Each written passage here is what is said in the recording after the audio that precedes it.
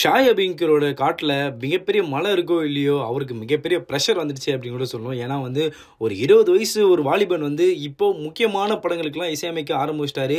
அடுத்த அனிருத்தை வந்து பார்க்குற மாதிரியே ஒரு சென்சேஷனாக இருக்காரு அப்படின்னு கூட சொல்லணும். என்ன ஏதுன்றதை இந்த வீடியோவில் பார்ப்போம்.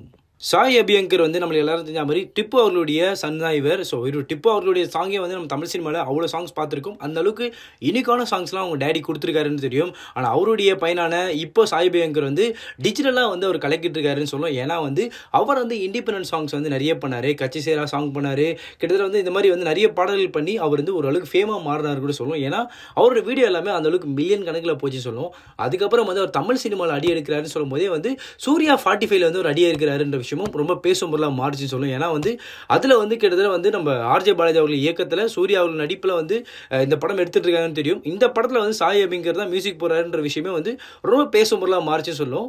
ஸோ அதுக்கப்புறம் வந்து பிரதீப் அவருடைய 4வது படமான இந்த படத்திலும் வந்து இவர் தான் வந்து மியூசிக் போறாருன்ற விஷயமும் போச்சு. ஏன்னா வந்து பிரதீப் ரங்கநாதன் அவர்களும் சரி இப்போ தான் வந்து ஒரு படம் பண்ணி முடிச்சாரு. ஸோ இதுக்கப்புறம் அவருடைய அடுத்த படமான அதாவது பிரதீப் ரங்கநாதனுடைய நடிப்பில் வர 4வது படத்திலையும் வந்து இவர் தான் மியூசிக் போட போறன்ற கன்ஃபர்மேஷன் கொடுத்துட்டாங்க.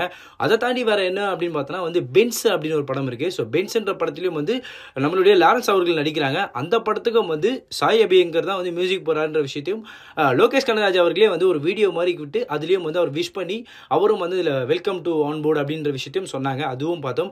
அதுக்கப்புறம் வேற என்ன அப்படின்னு பார்த்தோன்னா கூட எஸ்டிஆரோடைய 49க்கும் வந்து அவருடைய டாக் போயிட்டு இருக்கு. சாய் அபியங்கரோட மியூசிக்கல்ல டாக் ஒன்று போயிட்டு இருக்கு. எஸ்டிஆர் 49க்கு இவர் போடலாமா வேணாவா யூஸ் பண்ணலாமான்னு சொல்லி அது ஒரு டாக் போயிட்டு இருக்குன்ற விஷயமும் நம்ம கேள்விப்பட்டோம். பட் அதெல்லாம் தாண்டி இன்னைக்கு இன்னொரு சர்ப்ரைஸ் அவர் கொடுத்துருக்காங்கன்னு சொல்லுவோம்.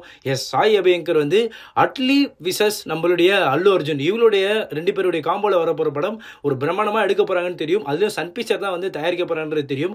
ஸோ இந்த படத்திலேயும் வந்து சாய் அபியங்கருடைய மியூசிக்கல்ல தான் இந்த டீம் இணைய போறாங்கன்ற விஷயத்த இப்போ ஒரு கன்ஃபர்மேஷனாகவே தெரியுதுன்னு சொல்லுவோம். நிறைய டாக்காவும் பேசிட்டு இருக்காங்கன்னு சொல்லுவோம். ஸோ வந்து இந்த சின்ன வயசுலேயே வந்து முக்கியமான படங்களுக்கும் சரி பெரிய பெரிய ஹீரோ படங்களுக்கும் சரி சாய் அபியங்கருடைய மியூசிக் வந்து ரொம்ப பேசும் பொருளாக மாறிட்டே இருக்கு அப்படின்னு கூட சொல்லணும். அந்த அளவுக்கு அவர் வெல்கம் பண்ணிட்டே இருக்காங்க அப்படின்னு கூட சொல்லி ஆகணும்.